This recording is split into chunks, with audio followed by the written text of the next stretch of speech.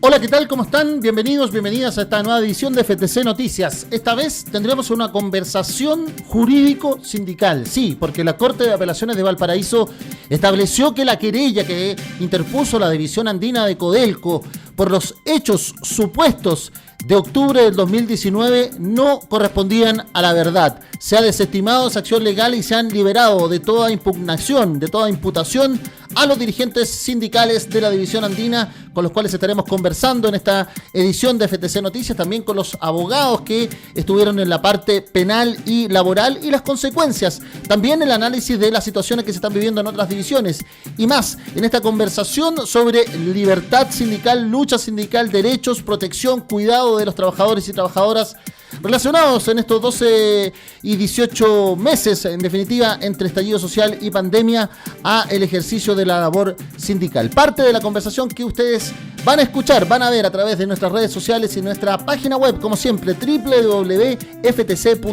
También con el @ftcobre, el hashtag #ftcobre, también el @ftcobre para Twitter, YouTube, Instagram y Facebook, y así nos vamos conectando más y más en estas plataformas digitales de los trabajadores y trabajadoras que sí les importa Chile. Bienvenidos a esta conversación de libertad sindical, de ejercicio de derechos, de trabajo de la dirigencia sindical con el Sindicato Unificado de Trabajadores de la División Andina, sus dirigentes y sus abogados. Bienvenidos, estamos en esta conversación vía la plataforma Zoom de esta edición de FTC Noticias para hablar de un tema trascendental que la justicia ha señalado en estas jornadas y que involucra la labor de los dirigentes sindicales, involucra la libertad de expresión de los trabajadores y trabajadoras en el contexto de movilizaciones sociales, involucra el ejercicio de derechos, en definitiva, el derecho a la libertad sindical, el derecho a la lucha sindical, el derecho también a la expresión, a la opinión y, en definitiva, a la movilización de la sociedad civil, que es parte también de nuestras preocupaciones como Federación de Trabajadores del Cobre, apoyando, como siempre, a nuestros sindicatos bases. En este caso, en una conversación que vamos a tener con el Sindicato Unificado de Trabajadores de la División Andina, con su presidenta, Patricia Herrera, con su directivo y también consejero nacional de la Federación de Trabajadores del Cobre, Aldo Vinimelis, y también con los abogados Rodrigo Ruiz Tagle y Patricio Vergara. Vamos a abordar la decisión de la justicia respecto de lo que sucedió en octubre del 2019, vamos a abordar las consecuencias que puede tener la lectura y las incidencias de este fallo, y abordar también el escenario sindical que se avecina en la División Andina en vista de la negociación colectiva que está andando, podríamos plantearlo así, en fácil para que se entienda nuestra audiencia en nuestras distintas plataformas a través del @ftcobre en YouTube, en Twitter, en Instagram, también en Facebook. Patricia Herrera, presidenta del Sindicato Unificado de Trabajadores, muy buenos días, gracias por esta conversación. ¿Cómo toman lo que ha pasado? ¿Cómo lo contextualizan? 2 años casi de lucha judicial después de una expresión sindical que ustedes siempre dijeron nunca quiso ser delictiva, nunca quiso ser ir en contra de la legalidad, sino que sencillamente apoyar la movilización social que todo el país vivía por entonces en octubre del 2019. Muy buenos días. Muy buenos días a toda la audiencia, a mis colegas dirigentes que están algunos ya también en sus casas, hoy un fin de semana, a los abogados que están presentes, con mucho cariño a ellos también porque fueron punteros y puntuales en todo lo que nosotros hicimos. A ustedes como FTC de poder abrirnos a estos espacios y a mi colega Aldo que es parte del consejo de esta importante entidad. Primero que todo, agradecer el espacio. Lo primero que quiero señalar es que nosotros como sindicato SUT es un sindicato, para entrar en contexto, muy antiguo. Nosotros, los orígenes de este sindicato son inicios desde las operaciones de la División Andina. ¿Y por qué lo traigo a colación? Porque aquí hay historia. Hay personas que fueron visionarios desde hace muchos años en no solamente hacer una unificación en el año 95 entre los sindicatos que en ese entonces habían de obreros y de empleados, sino que conformarlos, porque había que conformarlos con una mirada futurista de lo que venía nuevamente para nuestros trabajadores y trabajadoras que representamos. En base a eso, nuestro sindicato siempre ha trabajado en muchas zonas geográficas con extremas condiciones, y nosotros, como SUT, ese es el nombre que nosotros nos abreviamos, Sindicato Unificado de Trabajadores SUT, es un sindicato pluralista. Mantenemos siempre una génesis fundacional de diversidad de opinión. Mantenemos siempre también la solidaridad y la disciplina, que es algo que yo quiero destacar, una disciplina sindical, una disciplina entre los directores, entre los asociados, entre los asesores, justamente porque siempre, siempre vamos a creer en mejorar los beneficios adquiridos, ganados en el tiempo y sobre todo la verdad. Eso para entrar primero en contexto. ¿Quiénes somos? Segundo, lo que tú me preguntabas, ¿cómo vivimos esta situación? Nosotros señalar primero que siempre, siempre nosotros con la División Andina tuvimos una relación muy colaborativa desde antes del estallido social. Siempre tratamos de buscar acuerdos para dar soluciones a diversas problemáticas, no solamente laborales que se nos presentaban, y sobre todo en ese contexto, esto pasó antes del estallido social. Lamentablemente, a partir del día 23 de octubre, esto se quebró. Vino el periodo de crisis, lamentablemente ahí tuvimos a nuestros trabajadores y trabajadoras con un problema de tremendo resguardo en la protección, donde los obligaban a concurrir a sus turnos, desatendiendo inclusive, y esto es lo más difícil, desatendiendo las dificultades que existían en ese momento en las rutas. Recordemos que estábamos bajo una situación muy, muy compleja. Nosotros ese día 23 de octubre nos adherimos a todo lo que fue la movilización, porque nosotros no somos, como el sector minero, una república independiente, somos parte de la sociedad chilena, y estaba nuestra sociedad chilena a punto en ese momento de caer al abismo. Nosotros no podíamos quedarnos como las avestruces, teníamos que estar ahí. En ese momento del 23 de octubre ya habían 15 fallecidos. Y la minería del cobre siempre, vamos a decir, es el motor de Chile, es el que mueve el presupuesto de la nación, y no podíamos estar ajenos. Ahora, que nosotros estuvimos ahí en forma súper decente en nuestras calles y con un orgullo, donde nuestros trabajadores y trabajadoras marcharon con nosotros. En esa marcha también detrás nuestro venía hasta la inspección del trabajo, o sea, éramos múltiples actores dentro de la ciudad que estábamos ahí en esa marcha. Pero nuestros aportes, ¿qué nosotros queríamos decir también ahí? Que estábamos defendiendo y que no quedara en la impunidad todos los despilfarros y los desfalcos millonarios que en ese entonces, y que dejemos de no cuestionar, que todavía sucede, lo que ha pasado con nuestras platas y las arcas del país. Entonces debíamos estar presentes, éramos también parte de la voz del pueblo. Y por eso ahí había muchos motivos para estar en ese momento de lucha país, de las desigualdades. Lamentablemente, con el paso del tiempo, nosotros con las autoridades de la División Andina informamos que habíamos adherido a este movimiento nacional de paralización de forma muy formal, el mandato que nos dio la FTC para que fuéramos a estas demandas sociales. Y esta fue una comunicación muy formal con la administración de la empresa, cosa que ellos tomaran todas las providencias y los resguardos del caso. Se nos entregó inclusive, más, la misma autoridad principal de la empresa nos entrega inclusive firmado nóminas de las dotaciones de resguardar nuestras instalaciones, o sea, además señalar que hubo una formalidad en todo este proceso. Y nosotros como dirigentes siempre colaborando e informando en ese momento con la empresa todo lo que estaba sucediendo a través de las situaciones que veníamos pasando, donde inclusive las mismas empresas contratistas nuestras estaban tan complicadas en temas de seguridad como nuestros propios trabajadores. Señalar además que tenemos una empresa de transporte que se llama JM, donde ellos lamentablemente tuvieron que usar la fuerza legal para no poder salir porque estaban exponiéndose inclusive directamente. Esto ellos tuvieron que estar amparados en un artículo del 184 del Código del Trabajo, justamente también ellos como trabajadores de la empresa por el riesgo que había en ese momento. Bueno, nosotros siempre estuvimos en ese entonces, en todo ese transitar, verificando todas las condiciones de riesgo en los desplazamientos que se encontraban nuestras personas representadas, tanto en todos los lugares que nosotros pudimos estar interactuando.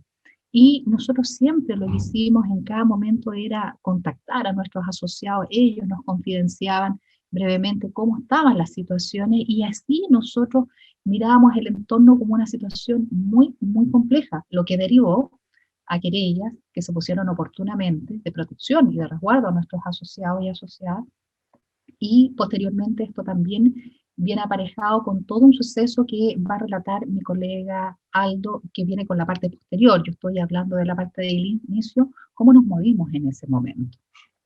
Doy el pase a mi colega.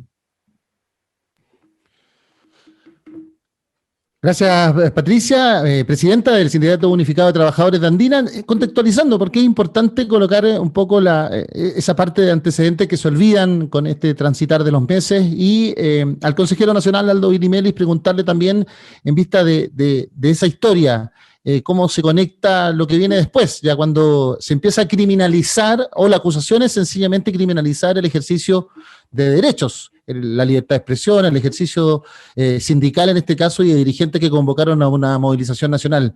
Aldo Vinimelis, dirigente del SUT y también consejero nacional de la FTC.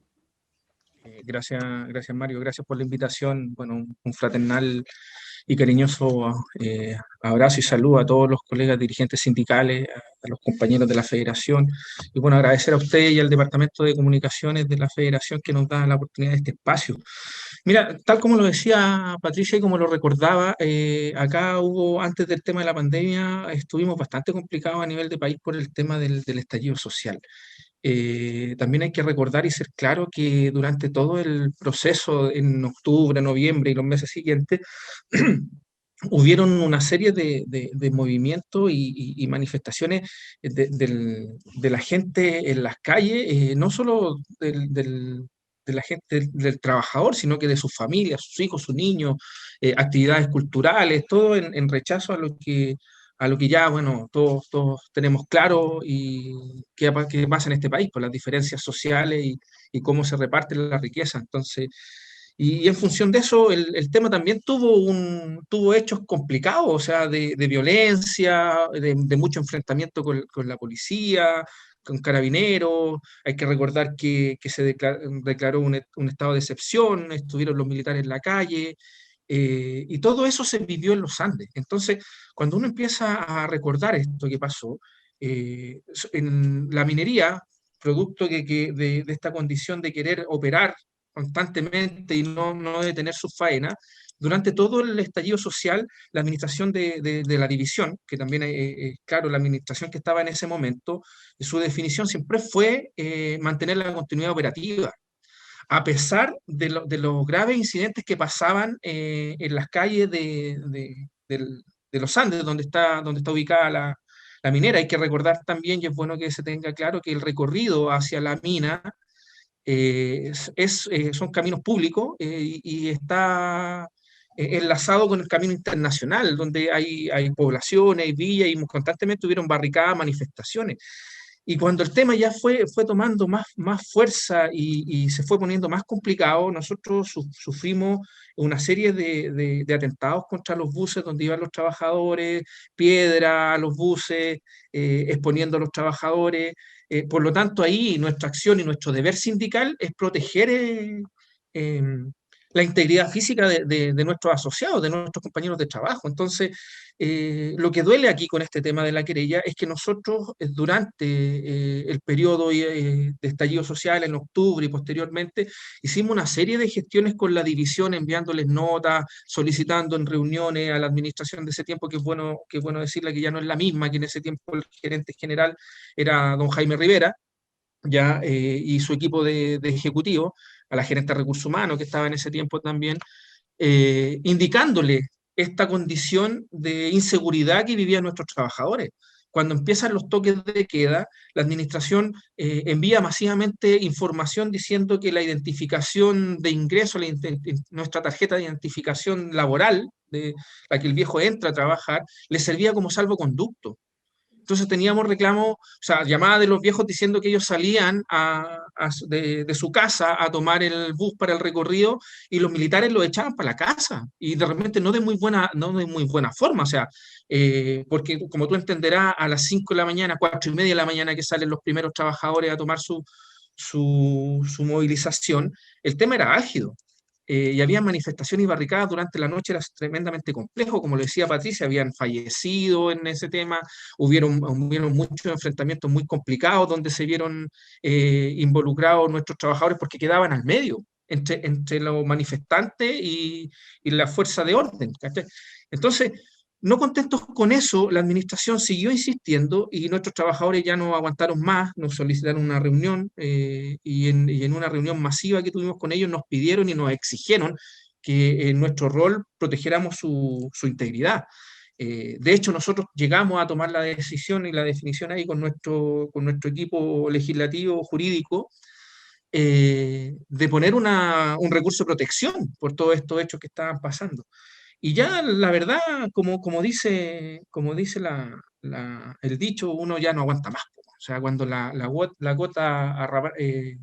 gota que rebalsó el vaso fue un evento que tuvimos con un bus subiendo que fue totalmente apiedrado, todos los vidrios rotos, iban trabajadores en ese sector porque los buses van llenos, o sea, no es como la condición que ahora está en pandemia, que hay aforo por los buses, pero los buses llenos.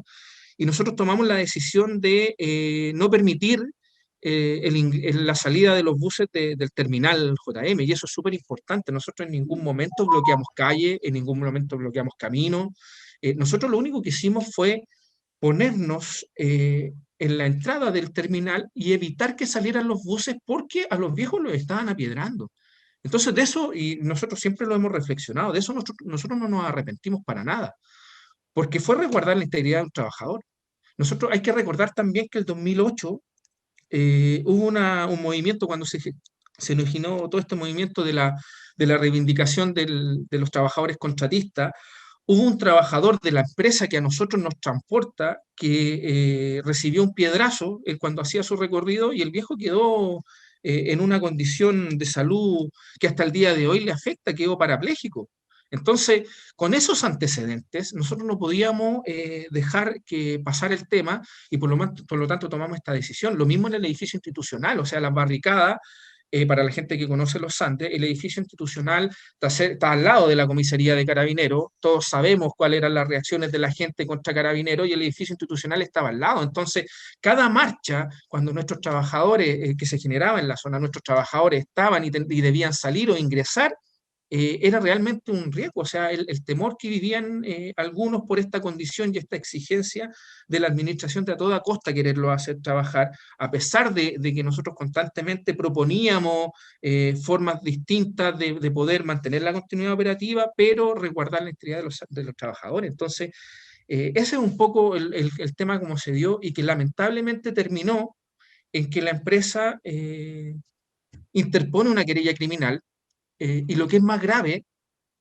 contra sus dirigentes sindicales, que mal que mal nosotros somos los trabajadores de la división. Entonces ahí es cuando uno hace la reflexión, o sea, si esa administración de ese tiempo no tuvo ningún reparo en querellarse contra sus dirigentes sindicales, ¿qué queda para los trabajadores?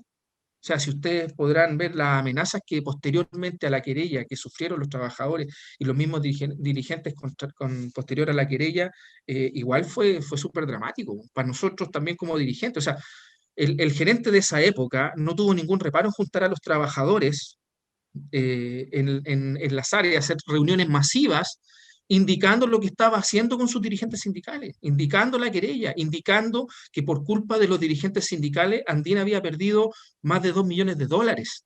Entonces, ese trato, como muchos pueden entender, es tremendamente complejo porque hay un tema de fondo, o sea, no es solamente la querella contra los dirigentes sindicales de Andina, sino que en rigor es contra la labor sindical, que por ley nos obliga y por un tema moral a resguardar la integridad de nuestros trabajadores. Entonces el tema no fue sencillo, no fue sencillo el vivir esta querella, porque también te ata de manos, porque hay que ser bien claro, o sea, ¿quién va a querer actuar o hacer algo con una querella encima, una querella de esta magnitud y más encima, donde maliciosamente se solicita, se invoca a la ley de seguridad interior de seguridad del Estado? Y por lo tanto, claramente era amedrentar, y amedrentar al movimiento sindical. O sea, Y lo más grave, que si hubiese sido, si realmente nosotros hubiésemos cometido lo que la empresa dijo en su querella, el movimiento sindical en general del país hubiese sido un precedente, pero tremendamente dañino para el movimiento sindical.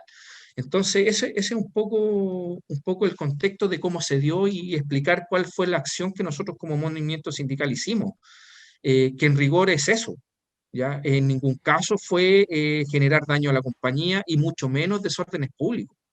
Es un poco, no sé si respondo bien ahí tu Sí, pregunta, claro. Mario. Y en ese tránsito comenzamos a vivir estos 18 meses. Rodrigo Ruiz Tagle, buenas tardes, buenos días en esta jornada. Tránsito judicial que termina con esta decisión de la Corte de Apelaciones de Valparaíso. ¿Por qué es importante? Por qué es relevante? Y también si nos puedes describir un poco el escenario judicial que se abrió con esta idea, como decían los dirigentes, o esta intención, al menos de aquella administración de criminalizar la labor sindical en el contexto de lo que había sido toda la movilización que vivíamos en octubre del 2019. Gracias por este contacto con FTDC Noticias. Es un placer poder estar aquí con ustedes y poder explicar el contexto legal, ¿no?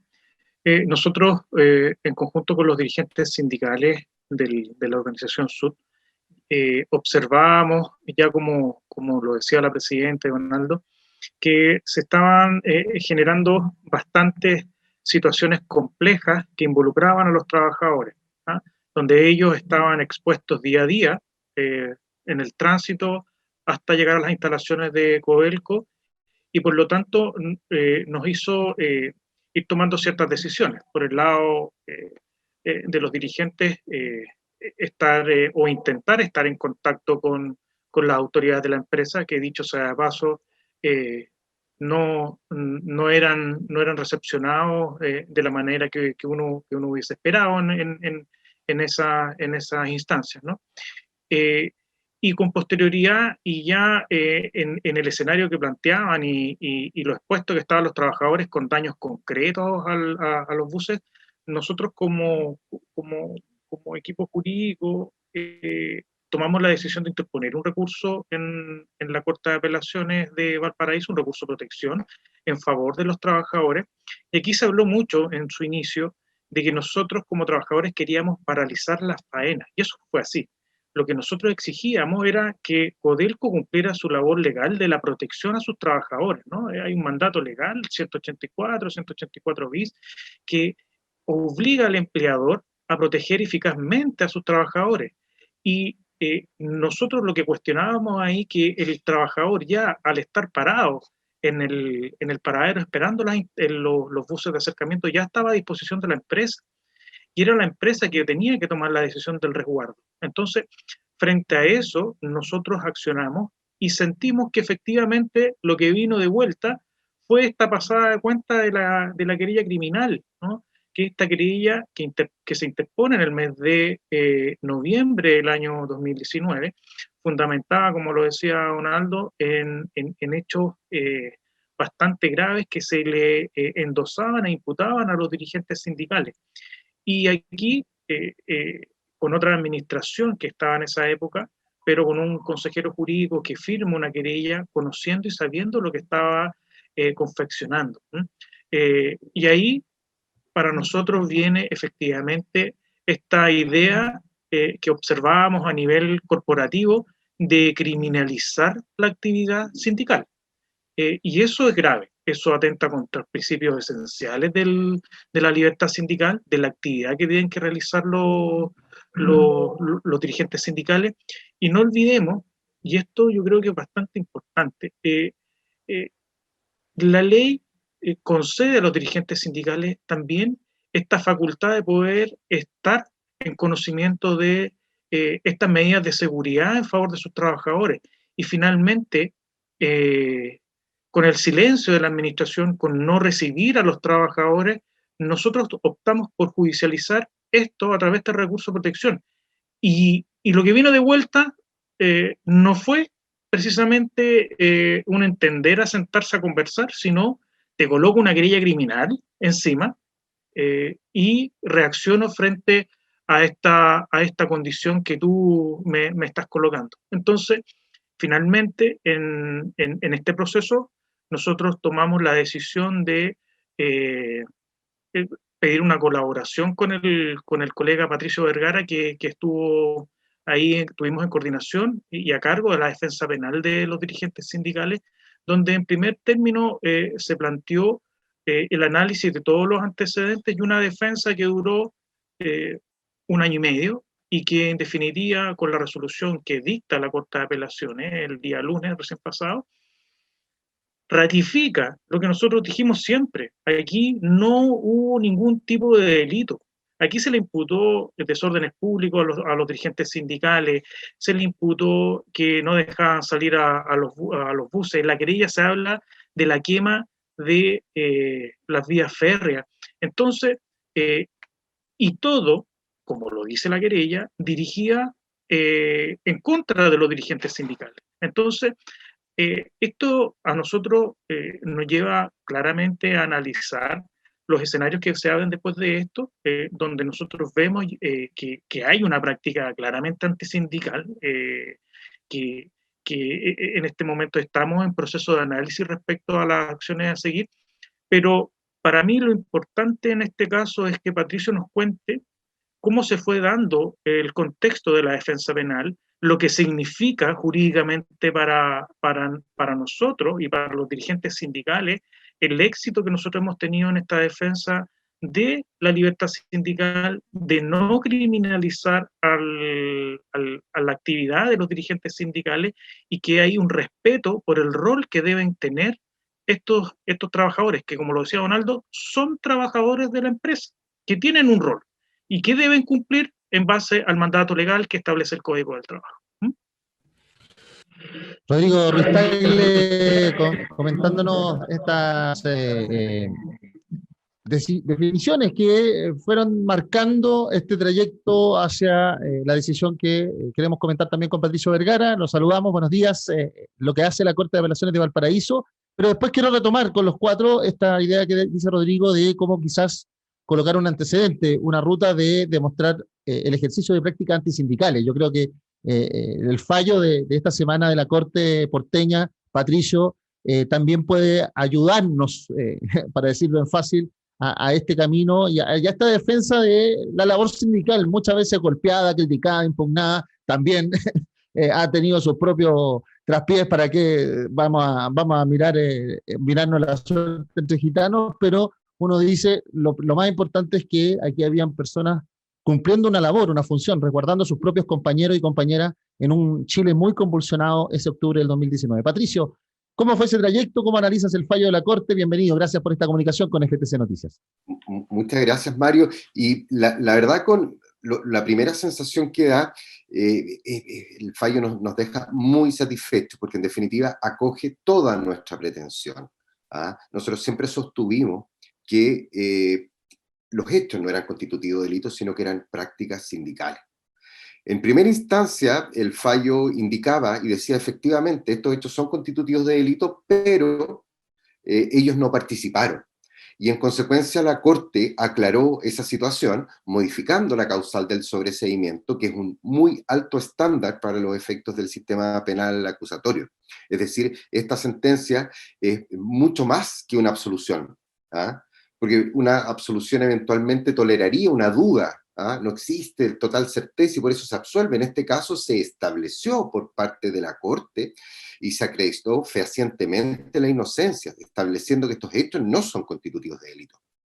Sin duda, la querella planteaba muchas dificultades para alcanzar este objetivo, y esas dificultades estaban determinadas porque en ella se incluyeron todos los hechos ocurridos más o menos desde el 21 de octubre hasta el 24 o 25. Entonces, con un convulsionado Chile, como tú decías, con un convulsionado Los Andes, con Chile como estaba en ese tiempo, era bastante complejo hacernos cargo de cada una de las cosas en particular. Entonces, como indicó Rodrigo, había una imputación casi que establecía que se habrían quemado vías férreas, y con una imputación donde suponía casi el accionar de los dirigentes en eso. Entonces, es difícil defenderse con una imputación que tiene matices. De hecho, tanto es así que el abogado que representó a Codelco Creyente Visión Andina sostenía, dijo, mire, en su momento, cuando ya pudimos establecer y darle luz a los hechos, que estos hechos no eran constitutivos de delito, se dijo en su momento hasta que los dirigentes no eran querellados, cuando nosotros tuvimos una audiencia para discutir precisamente eso, y el abogado que en aquella ocasión representó a Codelco estableció, y lo dijo con todas sus letras, ¿qué duda cabe que ellos son imputados por esta acción? Eso le costó la salida, digamos, a aquel litigante, pero lo complejo era esto, que dejaba a los dirigentes en una situación de imputados por una querella, por asociación ilícita y otros delitos. Y a mí me parece que lo quizás reprochable y que se acerca bastante a lo que es una práctica antisindical y la utilización del sistema penal para alcanzar ese objetivo, está determinado por que acá se desconoció por parte del creyente muchos hechos. Afortunadamente la rigurosidad y la forma en que trabaja el sindicato nos permitió establecer fehacientemente cómo fue la comunicación día tras día, minuto tras minuto. Y eso creo que logró dar luz y develar cómo fueron los hechos. Entonces, Codelco, que tenía esos antecedentes y que pudieron haber sido presentados, no se presentaron. Se ocultó elementos que pudiera haber esclarecido el hecho. Tanto es así que cuando nosotros nos pusimos a disposición de la policía para cooperar en este ejercicio, que nosotros fuimos los que en definitiva, y quedó absolutamente establecido en la orden, que nosotros nos pusimos a disposición de la policía, ellos como imputados para prestar declaración y aclarar los hechos. Y el policía que investigó esto dio cuenta, dijo, oiga, pero si esta quema yo lo investigué en otra causa. Y aparecen los antecedentes de la investigación estableciendo que se llamó a personal de Codelco y que ellos no tenían ningún antecedente y quién había sido los autores de ese hecho. Y luego en esta querella se le imputan a nuestros representados con este tono, matizando que no sabemos, pero estos caminos no pasa mucha gente, entonces es bastante orientativo. Y con una imputación así de genérica, era muy difícil también defenderse. Entonces, se acompañaron, eso sí, antecedentes que evidenciaban acciones de los dirigentes en los términos que ellos lo mencionan, al resguardo e intentando proteger a sus trabajadores. Entonces, esas eran las dificultades y el fallo, afortunadamente, nosotros lo compartimos absolutamente, lo buscamos, lo anhelamos y lo planteamos en esos términos y la Corte lo acogió en exactos idénticos términos a los que nosotros lo solicitamos. Claro, y quiero retomar con eso, Patricio, para después engarzar a los demás. Tú decías, cambia la causal del sobreseimiento, y eso es bien importante porque, en definitiva, desecha la querella en sí misma, es decir, bota toda la imputación que en este caso la empresa hace contra sus dirigentes sindicales, y ahí es donde también quiero conectar con Rodrigo, después, para ir avanzando con los dirigentes en el programa, ahí vemos esta mala decisión. Yo no sé si serán de ingenieros, de otros abogados, no quiero ser mal pensado con otras profesiones, yo trato de ser muy respetuoso con la mía y con la del resto, pero en el área penal, o los que hemos reporteado a tribunales hace tanto tiempo, vemos que hay tanto consejero de querellas y acciones legales que son de esta índole y de esta generalidad y de este abuso, podríamos plantearlo así, porque es el ejercicio de una empresa estatal abusando contra sus propios trabajadores. ¿Y para qué lo vamos a plantear en otros términos? Codelco no es una empresa chica, no es una pyme, no es alguien que se esté gastando parte del patrimonio en los abogados que planteas. Tú mismo dices, un abogado terminó cambiándose por otro porque no tenía bien en claro quién era el imputado o los imputados. Los hechos nunca lo ratificaron, no entregaron más antecedentes, en otras causas no aportaron más datos. Es decir, ya con esos tres elementos yo no tengo otra visión que plantear con lo que conozco del área penal, que es un abuso del ejercicio penal para meterlo o para encajarlo y no decir que está haciendo prácticas antisindicales. Y por eso también digo, aplaudo y veo que es lo que planteas tú, el cambio de la causal de sobreseimiento puede ser fundamental en un trayecto de tramitación laboral para defender la práctica antisindical. ¿Cómo lo ves, Patricio? Yo lo veo efectivamente como una premisa que es la básica. Como comparto lo que tú planteas, es la piedra angular. Y entonces la reflexión que surge a partir de esto, que esta es una querella que no tenía otro objeto de causar intimidación. Efectivamente, haber vivido y haber compartido durante todos estos meses con nuestros dirigentes, y efectivamente no es fácil estar en sus pies donde existe una imputación por Ley de Seguridad Interior del Estado, que además nos trae a los peores tiempos de nuestro país, considerando que existe un fallo, una falta muy importante ahí, porque uno cuestiona totalmente que Codelco tenga la posibilidad o la facultad legal de hacer esa atribución. ¿Ah? Estos delitos pueden ser usados solamente por algunas autoridades, requerimiento del Ministerio del Interior y las intendencias, pero en este caso no. Entonces, como se advierte, digamos, el uso, como tú bien lo planteas, del aparato judicial penal para lograr una intimidación. Rodrigo, ¿cómo lo ves tú eso? Tú dices, lo estaba analizando, a veces también es mejor tras una buena batalla recomponer relaciones, pero otros dicen que también las convicciones van marcando la ruta.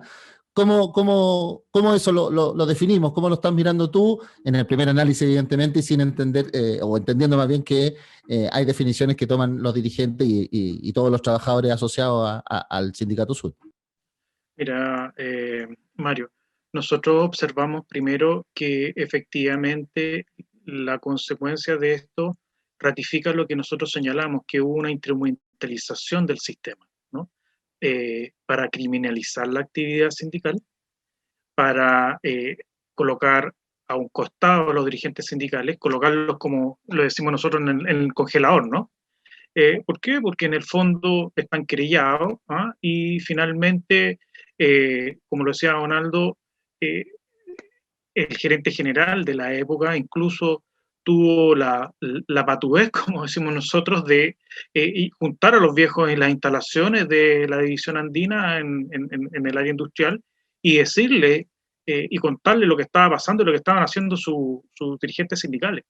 Entonces, esto, a nuestro entender, más allá de esta victoria judicial, que es tremenda, no puede quedar en estos términos. También habríamos esperado, con toda sinceridad, que tal como Codelco sale en la prensa, muchas veces argumentando y señalando que le ha ganado juicio a los trabajadores y que ha logrado desafueros y que los ha desvinculado, con la misma hidalguía y con la misma fuerza haber reconocido esta derrota, ¿no? Y también hacer un llamado a recomponer las relaciones. Nada de eso ha existido, han pasado varios días y ha existido un silencio profundo que nos hace más que pensar de que, en definitiva, ellos acatarán el fallo, pero sin ninguna otra intención.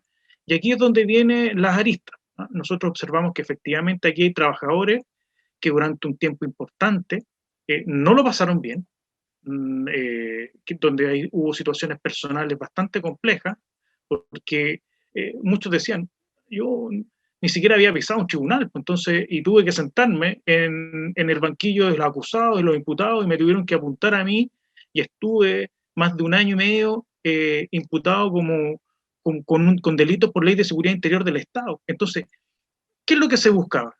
¿Qué es lo que hay acá detrás? Y ahí es donde nosotros observamos con claridad y tenemos antecedentes adicionales para poder entender y concluir que aquí no hubo nada más que una práctica antisindical de amedrentar a los dirigentes sindicales y también con ellos a los trabajadores. Porque, como lo decía ahí Donaldo, ¿qué puede pensar el trabajador, el que sube, el viejo que está ahí en la instalación, en cada lugar, si es que ve a sus dirigentes sindicales querellados por Ley de Seguridad Interior del Estado? ¿Qué puede pasar conmigo? Entonces, esto es como un efecto dominó, ¿no? Inhibir a toda la actividad laboral y volver a tiempos, como decía Patricio, que son los más oscuros de nuestra historia.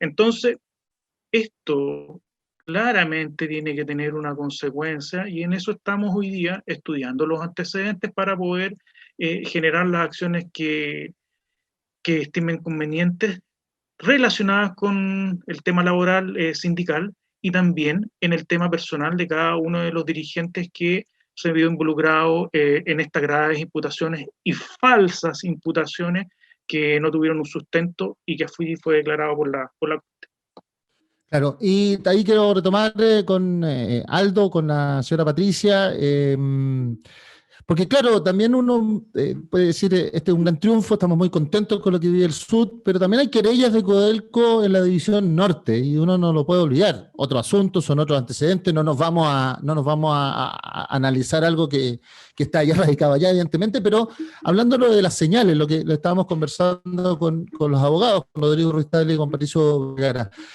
¿Cómo ven ustedes esta idea? ¿Cómo lo están analizando? Me imagino que también se dan vueltas muchas situaciones, lo que ustedes decían, 18 meses de también presión psicológica en lo familiar, en lo personal, pero a la vez defender las convicciones para algunos dicen tan fuertes. Entonces, ¿cómo lo han analizado así? ¿Y cómo lo ven también en la perspectiva de otros lugares, de otras divisiones de Codelco, donde también se está utilizando este tema de las querellas en función de distintos asuntos particulares o no de las divisiones, pero se utiliza los instrumentos penales y no el diálogo social, no el diálogo laboral, a modo de llegar a acuerdos y de establecer negociaciones para mejorar las condiciones de trabajo de los miles de trabajadores de Codelco? Aldo, Patricia. Exacto, sí, mira, es tremendo porque respecto al rol que nosotros, por mandato legal, siempre nosotros los dirigentes sindicales vamos a estar más expuestos por nuestra labor. Eso es así. Pero van a usar muchas veces, van a usar ficciones legales a veces para discriminar y criminalizar, como decían nuestros abogados, a los dirigentes sindicales. Nos quieren dejar congelados. Y la empresa con eso avanza y avasalla. Recordemos que hay una persecución sistemática al movimiento sindical, tanto en la empresa como también a nivel nacional. Esto viene un tema gobierno. Buscar el descrédito sindical, eso ha sido sistemático en este gobierno.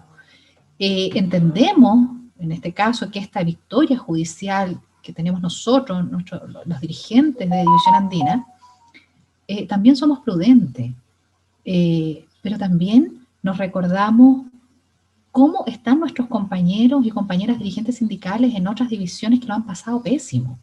Ellos también están judicializados. Nosotros tuvimos que transitar en una condición de apoyo mutuo entre dirigentes sindicales, nuestros equipos jurídicos, pero fue un transitar doloroso, porque si había un fallo a desfavor, nosotros nos íbamos a la cárcel. En algún momento pensamos con esa terrorífica ley de seguridad interior del Estado que nos teníamos que ir del país. Tuvimos que hablar con nuestras familias, el plan A, el plan B, el plan C. ¿Y qué decir si nos metían a la cárcel, nos desaforaban, nos despedían y más encima nos volvían a demandar? O sea, no teníamos ningún bien propio que podríamos solventar los $2 millones, por ejemplo, de pérdidas operacionales. O sea, lo que pasa en el movimiento sindical y sobre todo los que están en estos momentos, nuestros queridos compañeros y compañeras que están en esta situación, es realmente tener una fuerza tremenda, interna, apalancada por la familia. Las familias, siempre nuestras familias han sido los que han estado apoyándonos, asustados y asustados también, porque esto te provoca y te atemoriza. Pero nunca dejamos de seguir el camino que es largo, que es traumático, pero vimos luz al final. No fue menor, nos congelaron. Pero nunca, tenemos algunos dichos, nunca de rodillas, siempre digno y digna. Sí, Donaldo, en ese sentido, como les decía, el análisis me imagino que va a estar circulando, usted lo dice la señora Patricia, la prudencia también indica a veces darle una vuelta más, esperar alguna señal, pero también, como lo hablábamos, hay ejercicios penales en otras divisiones de Codelco también con respecto de dirigentes. Para allá también la idea de transmitir a través de este programa, de esta conversación, el saludo y también la fuerza para mantenerse, porque cuando no hay pruebas, podríamos decir, uno puede enfrentar tranquilo la justicia, que también es otro de los resultados de las conclusiones de lo que vivieron ustedes, ¿no? Sí, por supuesto. Bueno, por lo mismo, yo le envío un fraternal y un cariñoso saludo a todos los dirigentes sindicales de las divisiones del norte que la están pasando mal con la situación que ellos tienen. Si bien por respeto y a su proceso y todo, yo creo que no es bueno referirnos en detalle con el tema, pero vivir una querella, y no solamente vivir una querella, es el escarnio público que hace Codelco con sus dirigentes sindicales. Porque don Rodrigo, nuestro abogado, lo dice muy claro. O sea, y ustedes también como canal de noticias, hemos vivido en carne propia como federación cuando hay alguna noticia que nosotros como trabajadores queremos relevar a la opinión pública.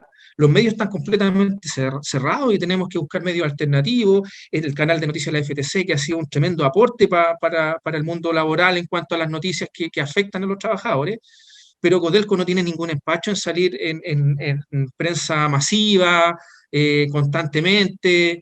Entonces, es lo que da lata, y como dice Patricia, de este gobierno. O sea, cuando tú pides a un medio de prensa que usa Codelco, le pides que te publique una noticia del punto de vista de los trabajadores, te responde que no va en su línea editorial. Pues nosotros, y bueno, tú lo sabes muy bien, Mario, que nosotros tratamos de poner un par de noticias en esto, y esa fue la respuesta que recibimos formal, pero no tiene ningún resquemor en poner una noticia de Codelco que más encima se basa en mentiras y que quedó establecido en el fallo y en todo el proceso que nosotros vivimos 18 meses. Entonces, eso es tremendamente complejo, y más aún cuando se vive esta causa que lamentablemente, y este tema que lamentablemente están pasando los compañeros del norte, los dirigentes sindicales, porque también para ellos debe ser muy fuerte. O sea, aquí lo que dice Patricia es claro, cuando Codelco le da este énfasis, y que de verdad nosotros esperábamos un gesto de grandeza, de reconocimiento de este fallo, porque también eso ayuda a recomponer relaciones. Porque si bien es cierto, la administración que fue parte de este fallo ya no está, todavía quedan ejecutivos que tienen que tomar decisiones importantes en la división que fueron parte. O sea, ejecutivos, como lo decía bien don Rodrigo, el consejero jurídico fue quien escribió esta querella, y él lo declara en un tribunal, que él escribe la querella. Y resulta que ahí también uno ve, y quiero resaltar sin ser autorreferente, la grandeza del mundo sindical, porque a pesar de todo eso, el mundo sindical se sienta frente a la administración. Y los compañeros del norte y todo el dirigente sindical de este país, yo creo que tiene claro ese tema y le hace sentido. O sea, tú estás querellado, nosotros estábamos querellados, pero tuvimos constantemente que sentarnos frente a la mesa a esa administración para tratar de buscar acuerdos en función del resguardo y obviamente el beneficio de nuestros socios y socias y de los trabajadores de Andina. Pero nos sentamos. Entonces es complejo las relaciones. Si bien la mayoría de esos ejecutivos ya no están, todavía quedan. Entonces, cuando tú hablas también de cómo se enfrenta una negociación colectiva, es difícil. O sea, es difícil tener confianza cuando tú tienes a alguien al frente que te dice en un tribunal que él jamás se querelló contra los dirigentes sindicales, en un tribunal laboral, dijo claramente, y están las grabaciones, que jamás se querelló, que la querella no era contra nosotros. Sin embargo, cuando nosotros fuimos a tribunales, como lo comentaba Patricio, y pedimos al juez que nos aclarara qué condición era la que nosotros estábamos, si éramos imputados, si éramos testigos, y el abogado de Codelco, que representaba a Codelco, no tuvo ningún miramiento en decir que no cabía duda que la querella era contra nosotros. Entonces, ¿cómo te sientas tú con una persona? Pero ahí es donde está la grandeza, y yo tengo que relevar la importancia del movimiento sindical y sobre todo también del de Codelco, que tiene esa capacidad de dejar temas de lado y siendo bien honesto, muchas veces comerte la rabia, en pos de buscar acuerdos que vayan en beneficio de Codelco y de los trabajadores. Entonces, es complejo, y yo me imagino que los colegas del norte les pasa lo mismo. Pero como lo decía Patricia, o sea, la justicia y la verdad sale a la luz, y esto también es un precedente, porque, insisto, aquí lo importante de este fallo es que las acciones que nosotros hicimos, que por ley se nos otorga de resguardar la seguridad y la integridad de nuestros trabajadores, de nuestros socios, no es un constitutivo de delito. No es un delito que yo resguarde la seguridad. Entonces, y ahí insisto, y tú fuiste muy claro, Codelco es una empresa estatal, no es cualquier empresa, es una empresa grande. O sea, este tipo de de acciones, uno las puede esperar a lo mejor para una empresa privada, que para el retail es donde uno espera este tipo de reacciones, pero no de una empresa estatal. Entonces, eso es lo complejo. Y lamentable, yo espero de verdad y tengo la certeza que él tenga y la confianza que el trabajo que están haciendo los colegas sindicales del norte está en línea también de esto mismo, de dejar a la luz la verdad y cómo a través de estas querellas y de los tribunales penales se quiere amedrentar al mundo sindical porque saben que desde el punto de vista laboral la fuerza que tiene el movimiento sindical, a pesar de las acciones que toma este gobierno, todavía es fuerte y importante. Así que eso, y como te decía, la relación es difícil, pero tenemos la convicción de que tenemos un rol, y nuestro rol es representar a los trabajadores, tanto como sindicatos básicos como federación, y nunca vamos a tener ninguna objeción de sentarnos frente a quien sea a discutir y debatir lo que afecta a los trabajadores de este país, a los trabajadores de Codelco y obviamente a la comunidad entera. Si al final, como decía Patricia, nosotros somos ciudadanos, somos trabajadores y también estamos muy en línea y solidarizamos mucho con todo el movimiento social que se ha manifestado, sobre todo en estos tiempos de pandemia. Entonces, eso yo creo que podría complementar para seguir avanzando con el tema.